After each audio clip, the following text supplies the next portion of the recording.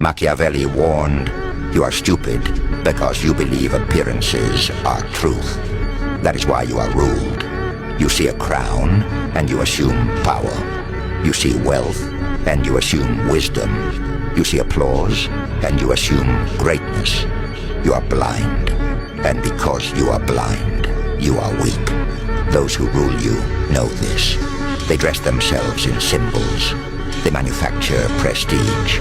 They sell you the illusion of strength, while they strip you of your own. You do not question. You do not see. You worship perception, and in doing so, you become its slave." Machiavelli understood. Appearances control the masses, and the masses never realize they are controlled. The masses can't realize because they have been conditioned since birth. So ask yourself, do you want truth, or do you want the comfort of being ruled? Marcus Aurelius said, "Waste no more time arguing about what a good man should be. Be one." Virtue is not a matter of debate, it is a matter of being. Every hour spent defining it, dissecting it, or excusing yourself from it is another hour lost to life. The good man is not proven by words, but by deeds. Virtue is not the mask you wear in public, but the discipline that governs you in silence. It is the invisible law that makes power honorable, wealth clean, and suffering bearable. Without it, even emperors are slaves. Slaves to appetite, pride, or fear. With it, even the poorest man is free, unshaken, and uncorrupted. Do not wait for tomorrow to decide. Tomorrow is an illusion. To live in virtue is to live now, in this moment, as the man you already know you ought to be. Machiavelli wrote, "Never trust a friend who has once betrayed you. For the man who has stained his loyalty once will not hesitate to stain it again. Betrayal is not born of chance, but of nature. And what springs from a man's nature will return when the same winds blow. To receive him back is to arm your own enemy, for he knows the door by which he entered, and the weakness by which he prevailed. Such men are instruments of ruin. They betray first for gain, and then for survival. And in both cases, they are dangerous. The prince who relies on such a friend invites his own destruction. For the wound once cut into trust cannot be bound without leaving it fragile. It is safer to make use of declared enemies than of reconciled traitors. For the enemy fears your strength, while the traitor despises your favor.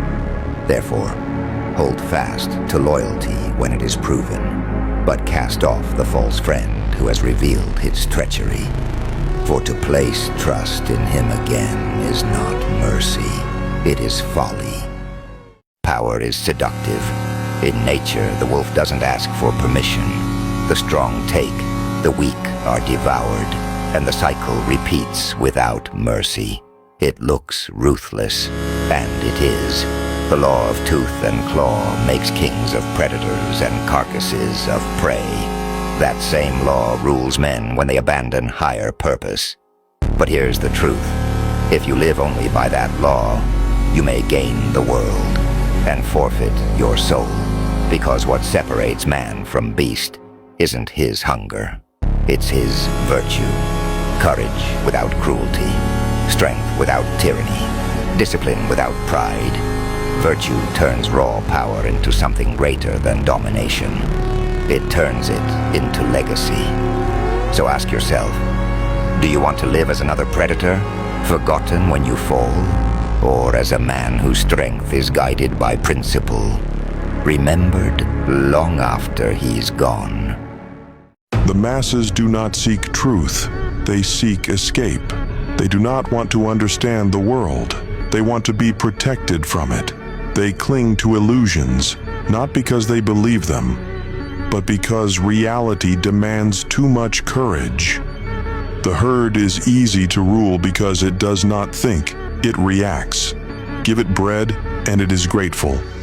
Give it circuses, and it is distracted. Give it lies, and it will defend them as if they were sacred. This is why deception is power. The crowd does not ask, is it true? It only asks, does it comfort me? And so the masses live in chains of their own choosing. They call it safety. They call it normal. But safety is the mask of control. And normal is the language of slaves. The crowd will never wake. So the only question is, will you remain asleep with them? Cicero wrote, "The highest wisdom is to know good from evil. That is the root of all virtue, not wealth, not status, not reputation, but the ability to see through the disguises of vice, the ability to act according to virtue, not of vice. Most men cannot. They mistake pleasure for good and pain for evil. They call cowardice prudence and corruption success. But the man of virtue, he sees the truth and he acts on it, even if it costs him power, even if it costs him his life. Because virtue is not comfort, it is clarity. It is the sword that cuts through illusion. And in the end, every empire, every fortune, every name fades. What remains is the judgment. Did you know good from evil? And did you live accordingly?